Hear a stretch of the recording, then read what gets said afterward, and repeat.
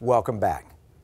When you see this, I don't know if the votes will have changed or not, because sometimes people archive it and watch it later. But I know this, the election is not over. The votes may be counted, may go to the courts, they may be doing recounts. There is such razor-thin margins. Now remember, the Transition Integrity Project talked about this. You know, the Transition Integrity Project, we featured that in our episode Playing for Keeps. Go back and watch that, download that battle plan and read what they said. We are now in the fourth scenario, what they called a narrow Biden win. And it talks about all of the machinations and things that they expect from the Trump campaign and they expect from the Biden campaign. Now I want to give you my take on some of the post-election issues, regardless of who the winner is.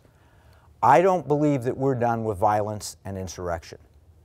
In fact, the far left is preparing. If the Trump team contests the election, does recounts, goes to the Supreme Court, as he mentioned in his speech, and fights this, they plan to take to the streets with violence. They haven't done it yet because nothing has triggered it yet. They haven't gotten the official word yet. But I have no doubt that a color revolution is underway. There's good news. Good news is that they didn't capture all of the government. They're not going to be able to put Puerto Rico and D.C. as states. They're not going to be able to pack the courts if the Senate holds for the Republicans. And I think that's good for the Constitution. But these far leftists are all geared up. They've been flown around the country. They put piles of bricks in locations in big cities around the country ready for violence. And we know it.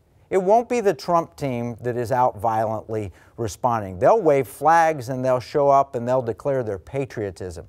But there is this far left element, and that violence and insurrection and color revolution is not going away. So you got to go back and watch that episode as well. We had Rich Higgins and we talked about it, and we put a citizen's guide for dealing with these kind of things. That's one issue, domestic issue. A second domestic issue is election integrity.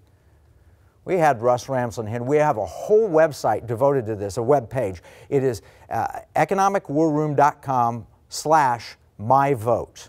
Go back and watch that. It was almost prophetic, telling you what could happen, and unfortunately we may be seeing that happen before our very eyes. We've got to be prepared to address this and clean it up. That is a challenge and a fight for the Economic War Room that we're going to have to take forward.